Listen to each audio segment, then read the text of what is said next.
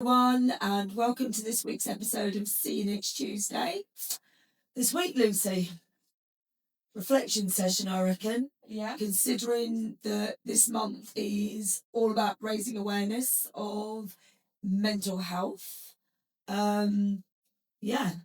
And most of the guests recently have been on about one thing or another where mental health has been affected, how they've dealt with it, tips and tricks, their own stories. Yeah. Yeah. And to add to that, we're going to do a bit of a de-stress session. We're going to do a live on the 28th November, how to survive the Christmas period. We're going to do tips and tricks. Kids are off school, so that adds challenges. There's financial challenges, there's food challenges. So time challenges. And you can just type in your questions in that you've got for us live. Yeah, live, and give us the opportunity to actually give you really bad advice. No, I'm joking. Yeah, to try and help you mitigate what is potentially a massive stressful time. It is an enjoyable time, but people do find it pressure, stress. Quite lonely if you've lost a loved one. Yeah. So that's our aim. We're going to do our first live session and see how we get on. Yeah. Lovely to join in. Definitely. And where we're going to do the live? On our YouTube channel. On YouTube channel. So you'll need to subscribe and have a Google account to be able if to you wish to join in. Yeah, exactly. Participate. Apologies everybody as well. Obviously I wasn't here last week. The lurgy got the better of me finally. It's not very often I get caught by what's going around, but I did, and you're just on the tail end of it. So yeah, that's why I looked like I do. We're looking standing as well. Actually, Lucy always looks standing. It's me that always looks like I fell out the bin. But nevertheless, yeah, apologies for not being here last week. Conversation last week, Lucy. Yeah, there's been a lot of feedback from the podcast last week. So who was our guest last week? It was Shelley. She lost her beautiful daughter Evie. She took her own life, and predominantly due to bullying. And it's been quite a week for me because I've actually been on the receiving end of bullying as a grown-ass adult this week. How ironic, considering the conversation. Yeah, and I think it knocks me, knocked my confidence. It's sort of made me think, have I got imposter syndrome? Am I good enough to do these things? So it's been quite interesting to work through that this week. But it really highlights how words and situations can really impact mental well-being. And if we're not, and I was in a really good place at the time it happened, but actually if you're not in a good place, those little flippant comments, those things can just be enough to really impact someone's mental well-being. And I think that's very important to bring to the forefront, especially with Men's Mental Health Month. I think men are probably, from my experience and what I've seen, especially around the football scene, this banter is fucking horrible. And some banter is funny, but a lot of the times it's really horrible. Body shaming, taking the piss out of what they do, if they're good enough. And I just think we need to be a little bit more mindful and bring that to awareness, because especially this week there was a 23-year-old boy locally that took his own life. Oh, wow. And I think we just, need to have those conversations. Again, through bullying, or? And it didn't go into detail. Oh, okay. It was just in the news. I don't know them personally, but I think we just need to be more aware. And I think I posted yesterday about men's mental health, and between the ages of 30 and 45. That's right, the yeah. highest. Yeah. And that's our age range. I mean, the statistics I posted on our TikTok account, funnily enough, it's mind-blowing, the statistics, the numbers of men,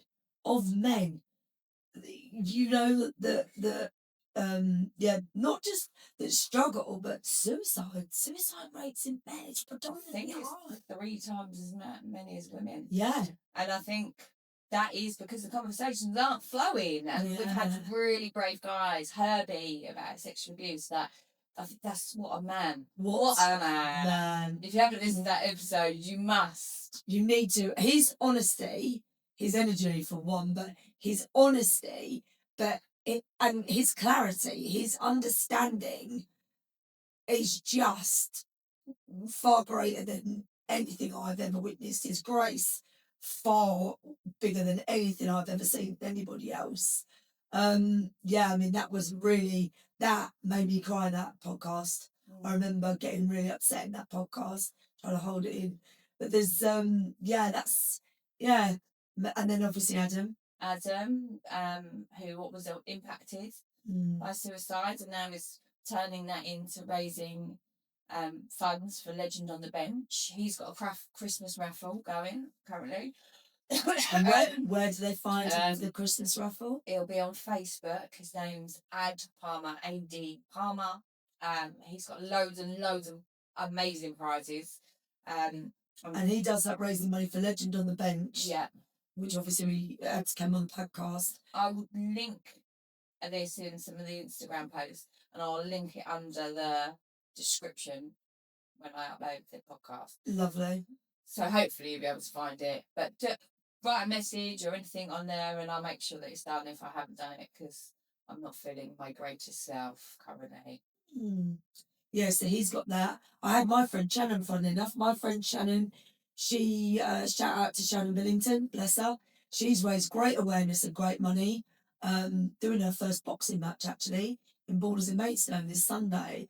She won her first fight. Wow. Shannon's a massive advocate for mental health awareness. That woman, oh my God, if you knew what she has been through and what she's overcome with 2 small children and just how she's turned it around. I'm desperate to get her on the podcast. She's not quite ready yet, but to actually come out fighting, literally. So she's our cheer, isn't she, this week? Shannon's our cheer, so cheer to you, Shan. Well done. I'm really proud of her. I'm really proud of her.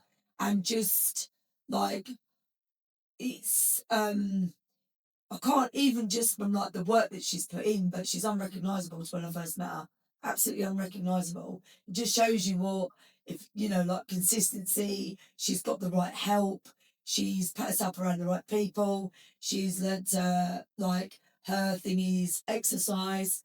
That helps her maintain it. She speaks very openly to help others. She volunteers in like the food what they called food banks. I mean, there is nothing this girl has not done, and she's really young. She's younger than some of my kids, Luce. She walks her talk, Shannon. She walks her talk. And I just cannot shout her out enough this week, to be honest with you. Amazing. Yeah, so she's really good. Well done, Shannon. So so who else we had about we've not had mental health? Mind you, we have Natasha. Natasha was a good one, I think every single one of our guests, everything's impacted their mental well-being, hasn't it? And I think what we detach from is who has mental health. We all do. Whether it's a good mental health or we're having a bad mental health or whatever that looks like, everybody has mental health. And it's portrayed quite a lot as a mental health issue. But everybody has mental health. You have to look after your mental health just the same as you do the rest of your body. Yeah, I mean, I don't like the word issue. Like, I just don't like the word issue. Yeah. Because the thing is it an issue? Is it an issue? Depends who too. It's only an issue to the individual, isn't it? It's only an issue to the individual. We were talking, I had this really strong conversation with one of my girls this week about the inner bully. Now, I've got to give this bully a huge calling out. So we've been in a situation in our house where they're both trying to navigate friendships in the teenage years, and words can have a profound effect on teenagers, really about how they look, how they view themselves, and how easily absorbed unkind words are, especially if it's to do with looks, clothes, smells, skin, anything like, you know, appearance. And I have to say that I sort of said to mine to, can I ask you a question? And they're like, oh, right now, like I do. And I said to them, do you feel you bully yourself? That what? I said, do you feel you bully yourself? And they're like, don't know what you mean. So I said, so if someone says something to me, I know that if I'm feeling it, I said, you threw the precursor, you're a shit mum to me the other week. And the pain that I felt from that had me doing what I normally do, looking for a podcast, looking for a bit of advice, looking into like parenting posts, and then looking for evidence of why I would even be on that deep dive search in the first place. And then it's like, somewhere you believe that fucking statement to be true. Yeah. And because you believe that statement's true, you bully yourself about it, Wendie, to death. Yeah. And I mean to death, Lucy. And I'm very transparent about my need to be a good parent. I have no idea where that fundamentally comes from. Just know it's life or death with me. It is. I know stupid. Yeah, no. that's true. Yeah. And I said to him, like, I ended up listening to Evie Pompous, the Beyond Bulletproof, about her boundaries, about how you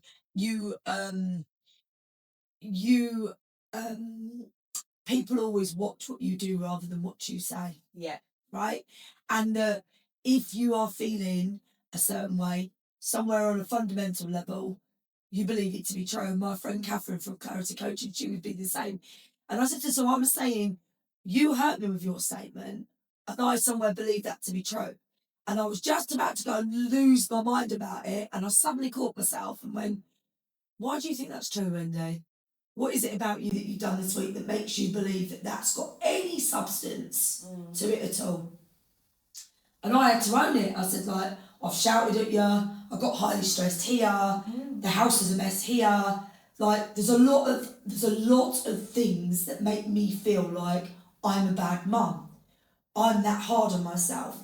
And I remember Catherine always saying to me, like, would you talk to somebody else like that when we was going through like coaching, like life coaching?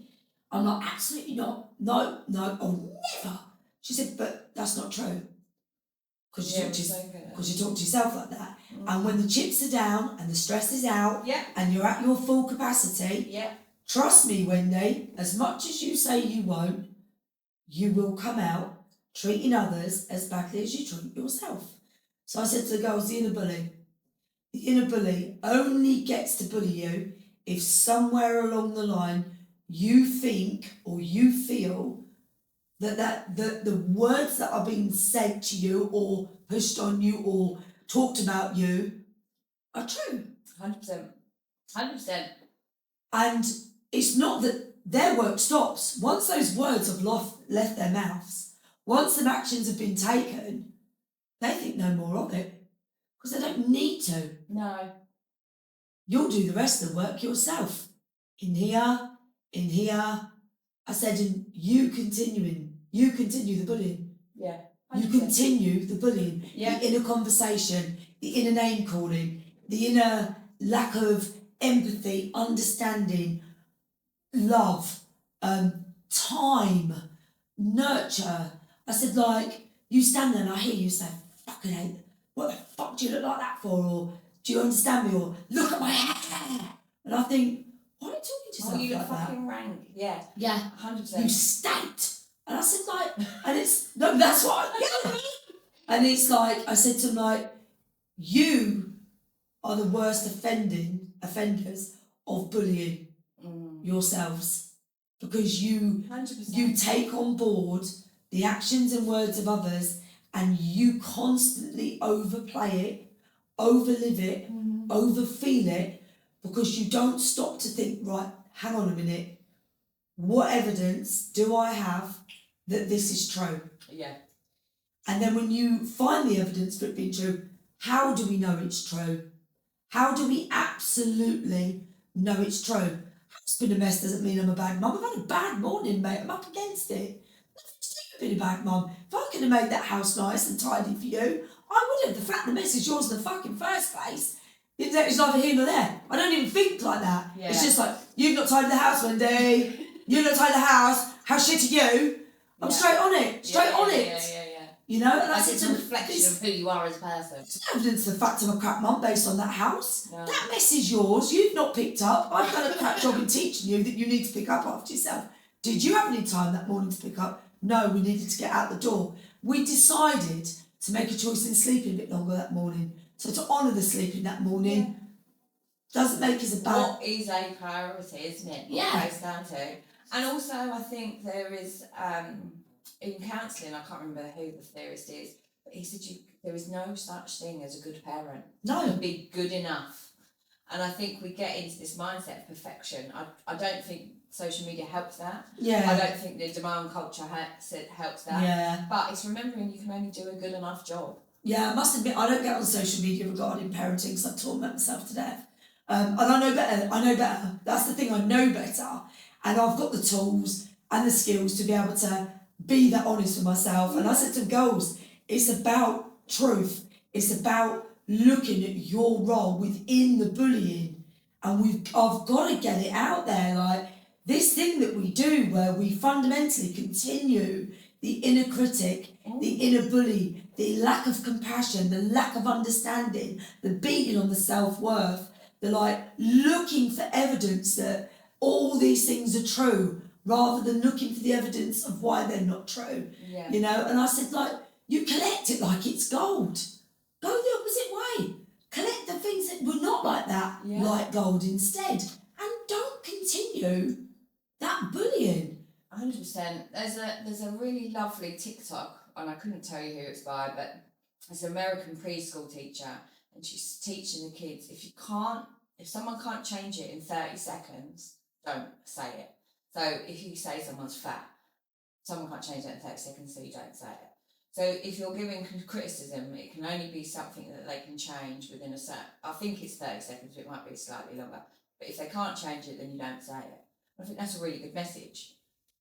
Yeah, I do. I must admit, I followed it up with the girls.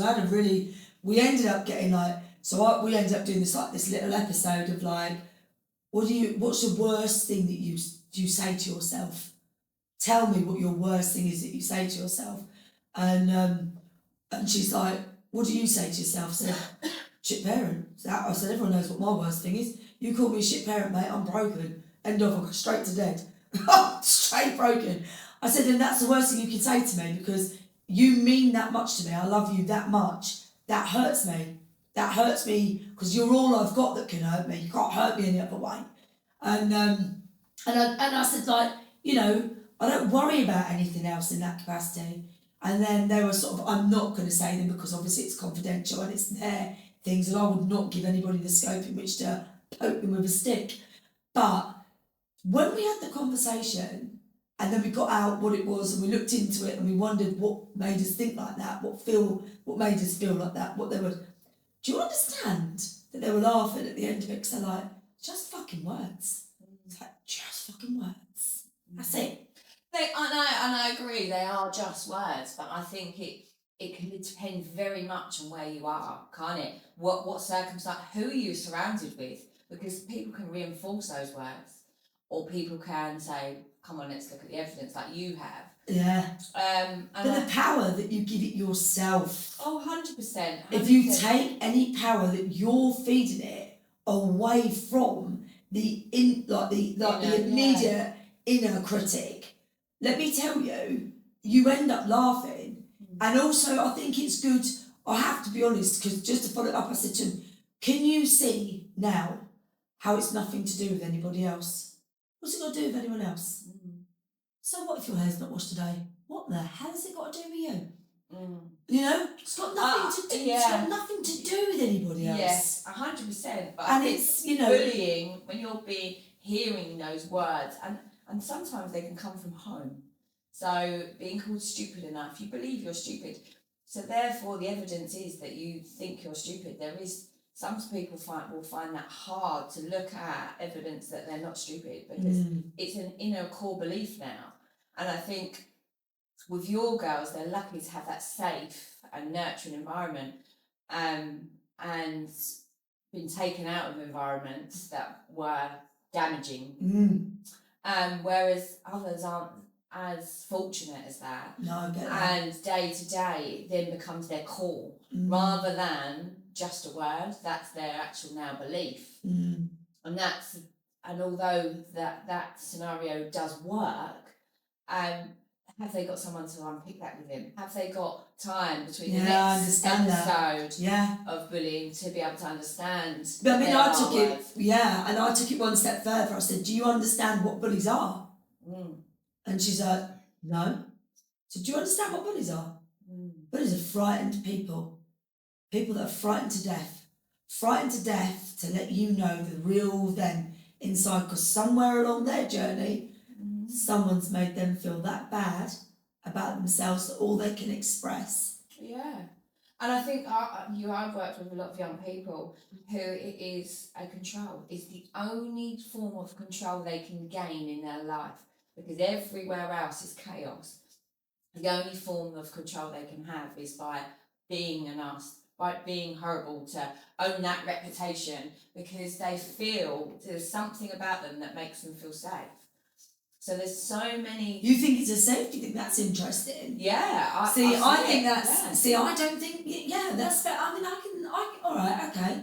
Okay. See, for me, I think it's like a disguise. It's like armor. Yeah. I don't want you to see how hurt I am. I don't want you to see that people think that I'm not good enough to be loved or liked or I'm worth anything. And so that armour is the safety, isn't it? The armour's the safety, and that armour means that then I'm going to get to you first before you get to me. 100%. And you're not going to expose me for being that frightened little person inside, because I feel that actually you need to feel as shit as me in order for me to feel validated in my shitty behaviour. But also there's a control element in that, because if you can control the narrative of a certain amount of people in that environment, there becomes the safety. Right, I'm in control of this, no one else is in control of this. I can be a bastard, you're all going to follow what I do, and I have got one tiny element in my chaos life of control. Right, okay.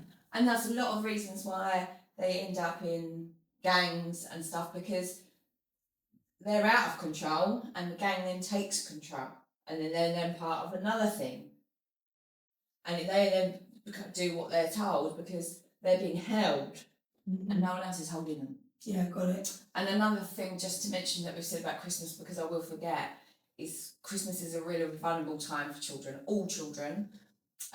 You've got your sleep out, haven't you? I've got sleep out on Thursday, a couple of days. But for teenagers that are homeless on our streets in the UK, predominantly care leavers, people that feel it's safer to be on the streets than at home. I mean, can you imagine that statement? What a profound statement.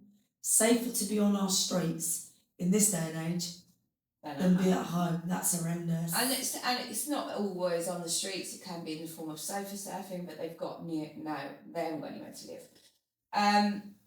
And just to raise awareness, and one of the reasons we're doing our Christmas thing is because it can be a really dangerous time for children and young people, and just keep an eye out. Look around, check on your neighbours. Like, are they okay? Let's start having these conversations, because stress, all of those things sometimes just can be lessened with a conversation. Solutions can be found, but when you're in the mix of chaos, stress, anxiety, domestic violence, just horrid behaviour, you cannot see the wood for the trees. And sometimes it just needs someone to say, are you okay? Do you need anything?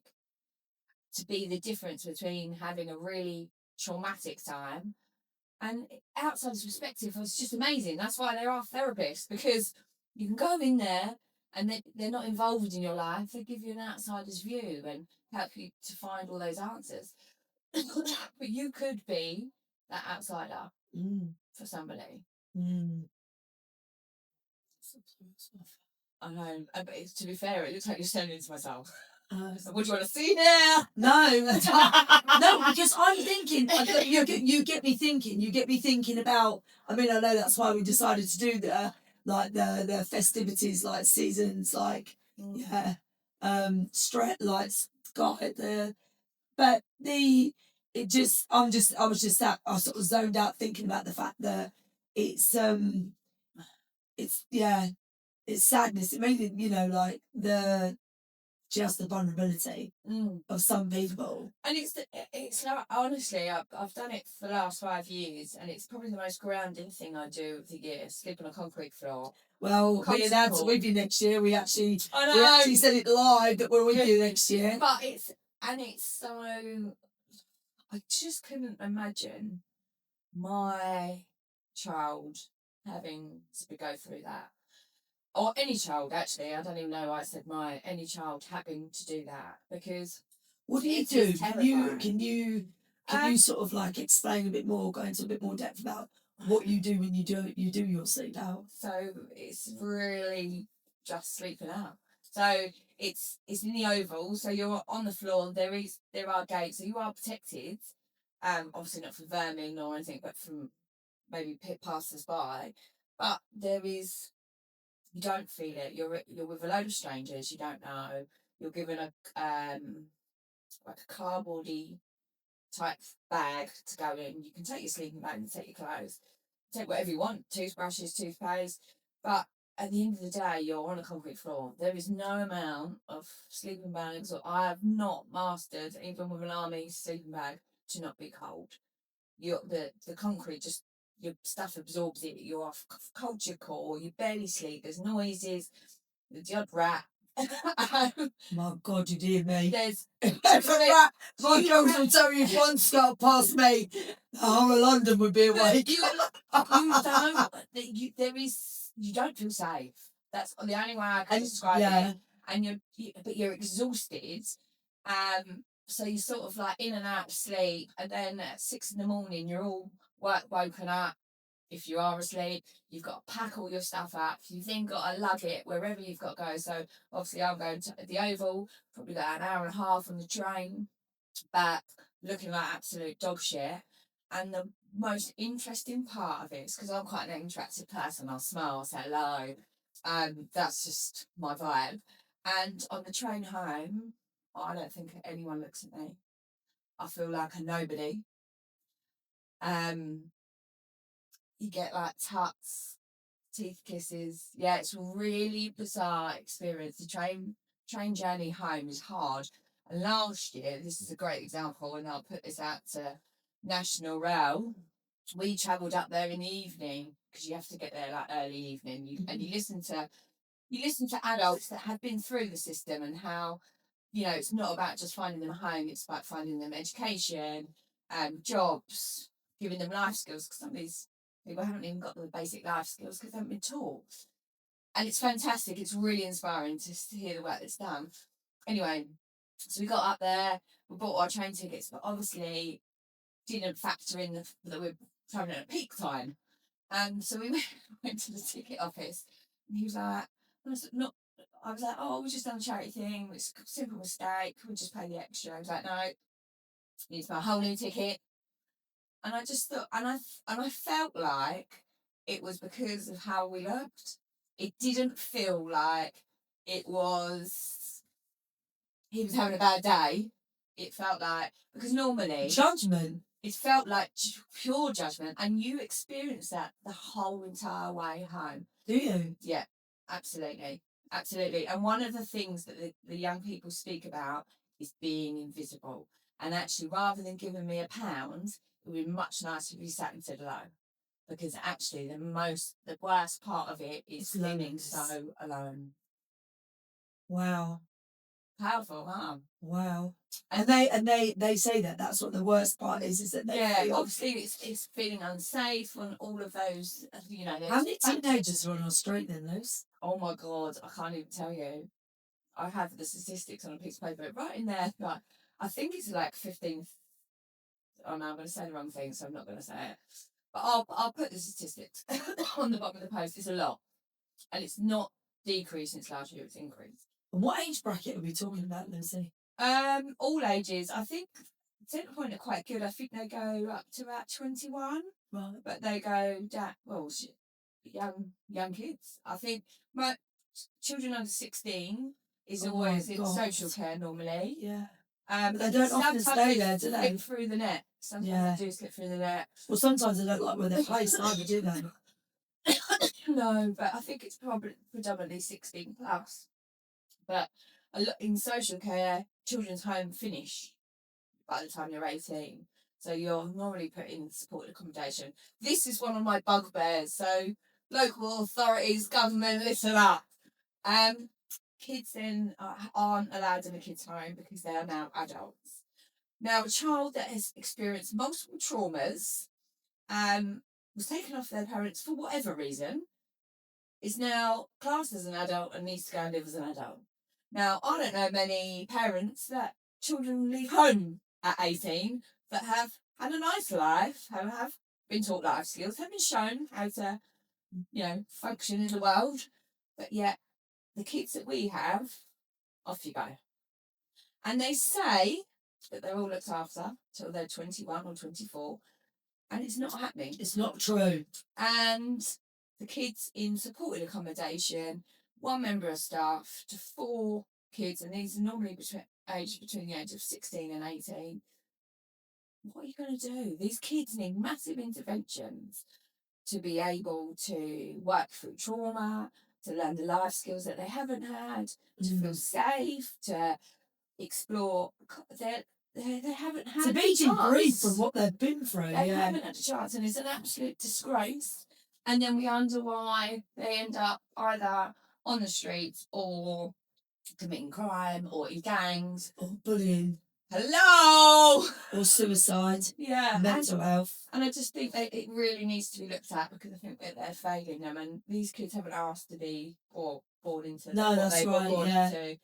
And they're often and they certainly didn't start their path on that journey, did they? And they're often referred to as naughty kids, and they aren't. They're loving kids. They just need love. And maybe their narrative. They're in a narrative. Yeah, changing. Yeah, so that's my rant of the day. Considering I feel really rough, I've managed to spill it out quite well. Yeah, well done. Yeah, and kudos to you. Like, I'm really, I mean, like, that's mega what you're doing on Thursday and raising money. And then do they, that's your football card, right? So yeah, I've got a football card going. There's about 10 teams left, or 14 maybe. Yeah. That's £10 a team, and then the winner gets £250, and the charity gets £250.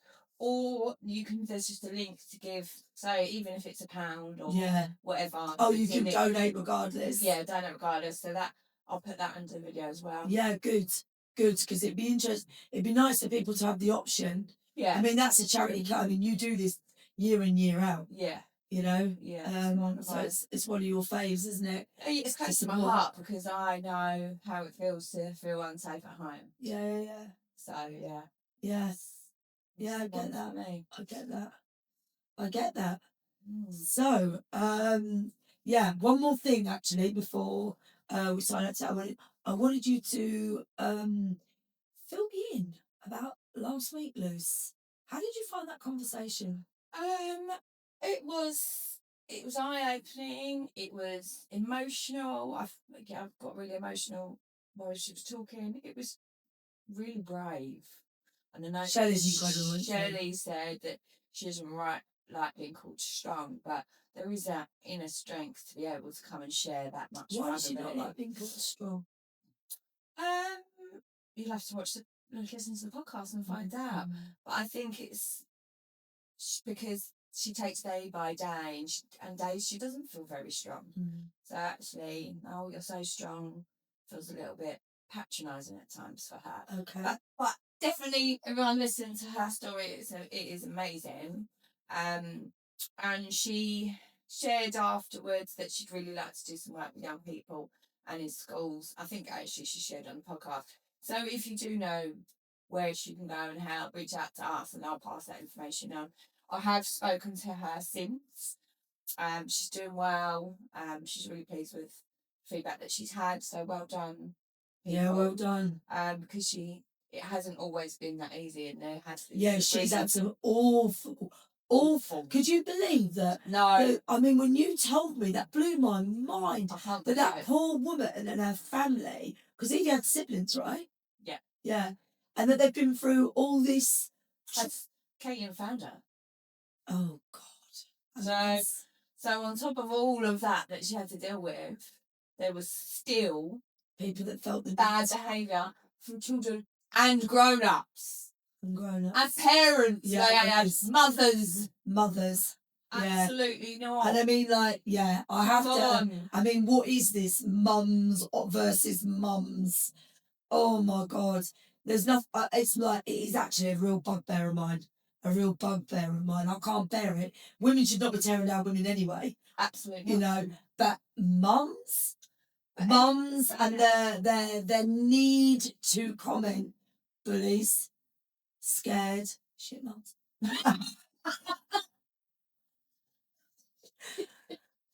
But that's what it's. No, but it is. It is. Yeah. It's like, why are you so unhappy with yourself?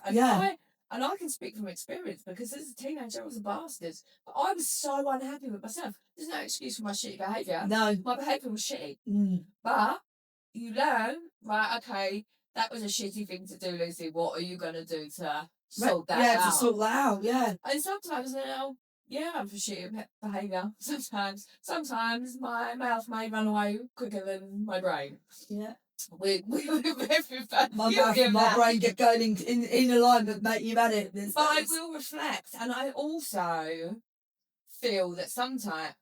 Well, actually, can we talk about being sensitive? Because I do feel sometimes there needs to be a little bit more resilience, and let's teach our kids some resilience. Because like you said, words, and like I said about bullying, there needs to be a little bit of a middle mark, because we've gone like extreme. And sometimes when I listen to some people, I think, where is your resilience gone? Where's your bounce back gone? I must have bounced more time than a fucking bouncy ball. Do you know what I mean? I'm tired. My rebound's fast, actually, lightning speed. I'm tired from it, don't get me wrong. And sometimes I do have those moments like, why me? Fucking hell, here we go again. But they're very short lived. But actually, I do think up and coming resilience training is going to be introduced. Yeah, said it in there. Yeah. Yeah. And teaching your kids to be resilient, teaching your kids how to be safe online and be kind online. I think we're so focused on how to stay safe, don't talk to strangers, but we haven't taught them how to talk to people online. Actually, like, don't be an arse, because they're spending a lot of their time online. But they don't get the trouble is, though, some parents don't have the skills, the skill set to, it's hard, isn't it? It's like, I myself, I will actively find out. If I don't know how to handle a situation, I will actively go and seek one out where I can learn and quickly regarding certain situations. But, the girls, I prefer them to handle stuff themselves if they can. I prefer them to get their head around stuff. Absolutely. And I absolutely, because your children know how to communicate as a human being. Yes. Sometimes that steps ahead of these kids, that their parents, and I'm not dissing people, but I use iPads as a babysitter myself at times. I'm not dissing people for doing that. But there is a difference. My child knows how to communicate, and he's got speech and language difficulties, so his communication is poor, but he knows not to say certain things that are going to hurt other people's feelings online or to their face. It's just another. The resilience side of things, though, Lucy, what I'm saying to you is, do you think as a generation we're teaching our children resilience? Are they put in environments anymore where they need to build resilience? No, I don't think that. That's what I'm saying. What skill set is like? Well, yeah, yes and no, but isn't there resilience in everything? Isn't sometimes when you're having a bad day, getting up and going to school, that's resilient? Yeah, but how many people? Like, How many people? Like that's a hard one. I took my child out of school for bullying. She had no resilience. She had no bounce back. She had the worst inner fucking bully I've ever seen in my life. But you know, for me, it was about learning. I took her out because it was the best thing to do, but I didn't just whip her out. We tried to navigate it for a year before we collectively made the decision. 100%. And I'm not saying that people that take you out of that situation, but in even that year of trying to navigate it, that's taught some resilience. Yeah, it might be, and also the skills for her to use, like teaching her, advice, like not even advising her, but just letting her actively listening to the things that she come up with, that she felt she could apply to navigate those until they never worked, until she'd exhausted everything she felt that she had in order, and she was like, Mum, I can't do this. You don't understand. I can't do this anymore. And I just thought, you're not worth breaking over it. No. It is not worth breaking who you truly are. But that acknowledging that resilience of saying, I can't do this, that's still a skill of resilience. Yeah. Yeah. And then there's also boundaries. Like, where are the boundaries? Yeah. Like, why is knife crime at a massive high? Yeah. You know, where are those boundaries? Who's keeping these young people safe? You know what? And it's not just all like the boundaries over the knife. It's like, why do they think it's okay to do that? Do they? I mean, like, that's a good question. I'd be really interested actually on your views, our audience's views on why people decide that knives are a good idea, that knife crime is a good idea. And where does that come from? What spurs that on? What feeds that decision in that moment? And, you know, if you've been on the receiving end of knife crime or been part of something where that was, you know, fundamentally something that was done, I'd be really interested to talk to you. I'd love for you to come on and give us some insight, because I think a lot of people struggle with that. Yeah, I agree. With them, you know, when you hear about incidents that involve knives, don't you? Yeah, I think that would be great to hear from first-hand receivers of being a part of that culture or being on the receiving end of that culture. Yeah. So yeah, we're interested to hear from you. That'd be great. But yeah, I think we'll leave that there.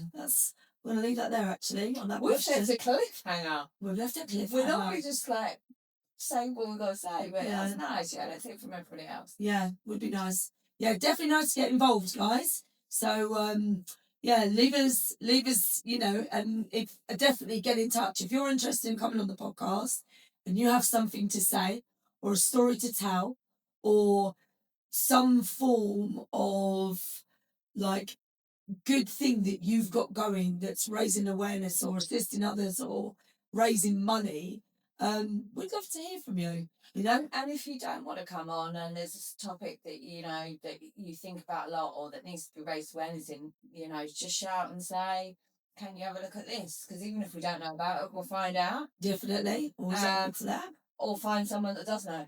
Yeah, we're good at that too. No worries. But no worries. Thanks ever so much, everyone, for listening again and tuning in. And you shout out again. Yeah, just to shout out just to end it to my beautiful Shannon Billington. Proud of you, girl. Honestly, the way you've turned your life around has been really something to watch. Really something to watch. Amazing. So, don't forget to shout your shout outs for next week so that we can mention them on here. Hopefully I'll have a voice by then. And you won't sound as rough as a robber's dog like I do. Every week, I don't have a cold, just rough. On that note, we'll see you next Tuesday.